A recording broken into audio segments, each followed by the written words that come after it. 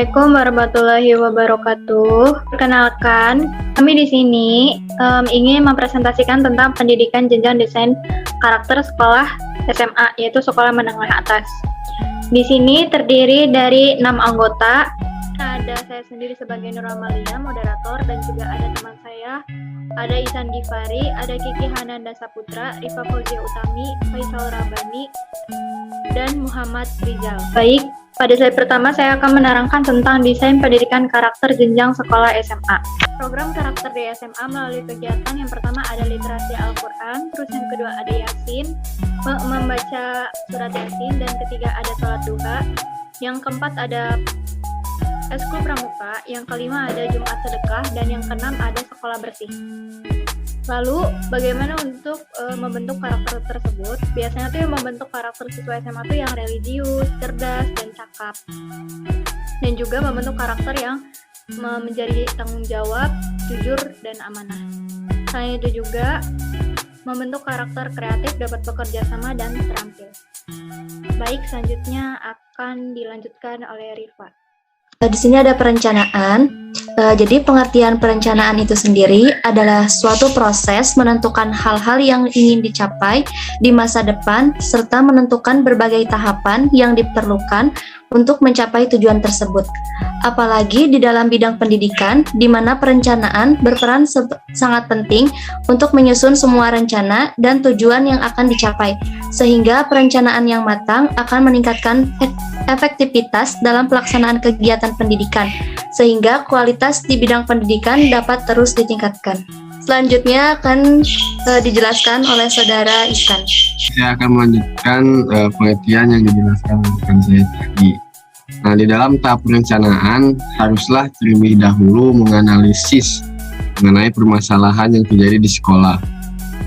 Bila di sekolah X memiliki permasalahan mengenai perilaku siswa yang menyimpang, seperti seringnya siswa bolos masuk kelas, di mata pelajaran tertentu, memberikan laporan dispensasi palsu, tidak mengikuti ekstrakurikuler yang diwajibkan, pergi ke kantin di jam mata pelajaran, tingkat menconteknya tinggi, dan tingkat kehadiran siswa yang rendah dalam menghadiri kegiatan tambahan di sekolah. Setelah dianalisis mengenai kelemahan di sekolah, tingkat selanjutnya dalam perencanaan adalah mengadakan rapat guru untuk menentukan langkah apa yang akan dilakukan. Dalam menanggulangi permasalahan surat dispen dan masalah bolos, maka sekolah sepakat untuk memperketat dalam memberikan surat izin dispen, serta meningkatkan komunikasi sekolah dengan wali murid untuk mengurangi tingkat bolos siswa. Untuk mencegah siswa pergi ke kantin di jam mata pelajaran, maka disepakati untuk membuat gerbang sekitar kantin yang hanya akan dibuka di saat waktu sebelum masuk, istirahat, dan waktu pulang saja. Untuk menanggulangi tingkat mencontek yang tinggi, serta untuk meningkatkan pengetahuan dan membentuk karakter siswa, maka sekolah sepakat mengadakan kegiatan literasi Al-Quran, Yasinan, Jumat sedekah, sholat duha, sekolah sehat, dan kepramukaan. Selanjutnya akan dijelaskan oleh rekan saya. Mengenai slide 5, mengenai pelaksanaan nilai karakter pada nilai karakter religius dalam kegiatan literasi Al-Quran, setiap hari dilakukan sebelum kegiatan belajar mengajar dilakukan dengan membaca minimal 1 halaman setiap harinya, serta dikhususkan hari Jumat untuk mengaji Al-Quran dari pagi dengan waktu 30 menit sebelum bel masuk sekolah. Mengenai evaluasi kegiatan literasi Al-Quran ini, selain literasi, hafalan juz 30 juga menjadi nilai tambah siswa untuk nilai agama, serta yang sudah membereskan halamannya akan diberikan sertifikat sebagai suatu bukti bahwa peserta didik sudah menyelesaikan tuntutan untuk hafalan juz 30-nya. Lalu nilai karakter yang kedua, kerjasama dan kreativitas melalui kegiatan pramuka. Untuk pelaksanaan kerjasama dan kreativitas dengan kegiatan pramuka ini dilaksanakan setiap bulan sekali pada hari Sabtu. Untuk evaluasi dari kegiatan pramuka sendiri, selain dilaksanakan untuk melatih kerjasama dan kreativitas kegiatan pramuka, juga dapat dilakukan untuk melatih mental dan pribadi siswa-siswi, khususnya dalam bidang kreativitas dan juga kerjasama antar peserta didik. Lalu nilai karakter religius melalui kegiatan Yasinan. Dalam pelaksanaan kegiatan yasinan ini dilaksanakan setiap hari Jumat setelah sholat Jumat bagi laki-laki dan setelah sholat zuhur bagi perempuan. Untuk evaluasi kegiatan yasinan ini dilaksanakan untuk membiasakan siswa-siswi agar selalu mengingat Allah Subhanahu wa taala serta senantiasa bersyukur. Ya, baik, terima kasih. Selanjutnya. Oke, selanjutnya akan dilanjutkan oleh saya. Ada nilai religius, senantiasa berbagi. Sebagai ininya Jumat sedekah dilaksanakan pada hari Jumat dengan siswa menyisihkan uang jajannya untuk disedekahkan ke masjid dan orang-orang yang membutuhkan. Lalu membiasakan siswa untuk senantiasa berbagi dan bersyukur atas nikmat yang diberikan. Lalu ada religius, yaitu sholat duha dilaksanakan setiap hari saat jam istirahat, membiasakan siswa untuk menjalankan ibadah sunnah. Lalu yang terakhir kebersihan, kerapihan, disiplin. Itu sekolah bersih. Dilakukan setiap hari Jumat saat pulang sekolah.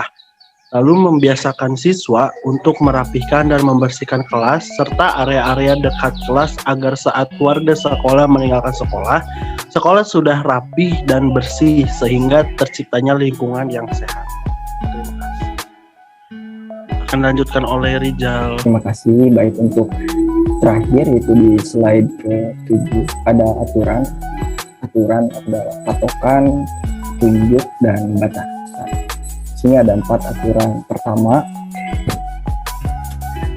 pelaksanaan kegiatan dilaksanakan oleh peserta didik. Jelas, pelaksanaan di sini, program karakter di sini ditujukan kepada peserta didik untuk merubah karakter mereka. Jadi sangat penting peserta didik dalam pelaksanaan.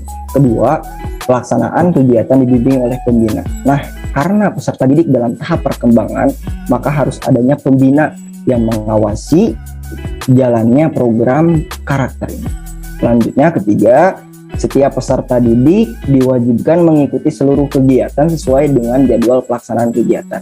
Nah, kenapa harus semuanya peserta didik jalani, harus semuanya terlewati? Itu karena program karakter di sini akan maksimal dan akan menghasilkan para peserta didik yang berkarakter apabila mereka juga sesuai mengikuti step by step dari kegiatan karakter, pengubahan karakter mereka. Dan yang keempat, setiap peserta didik yang tidak melaksanakan kegiatan akan diberikan sanksi. Nah, kenapa setiap peserta didik yang tidak mengikuti atau tidak melaksanakan kegiatan ini diberikan sanksi? Supaya ada kesadaran dalam mereka bahwa aturan ini adalah sebuah perintah, kegiatan-kegiatan ini adalah sebuah perintah yang wajib mereka lakukan, mereka laksanakan, supaya timbul kesadaran. Nah, inilah pentingnya pendidikan karakter supaya menumbuhkan kesadaran para peserta didik. Apabila kesadaran itu dibiarkan saja, maka pembina di sini sebagai pengawas memberikan sanksi yang setimpal kepada peserta didik yang tidak menjalankan sebagaimana mestinya. Mungkin slide terakhir itu saja, saya kembalikan kepada Ibu Murati. Terima kasih. Baik, itu adalah pemaparan dari kelompok kami. Kurang lebihnya mohon maaf. Wabillahi taufik wa hidayah. Wassalamualaikum warahmatullahi wabarakatuh.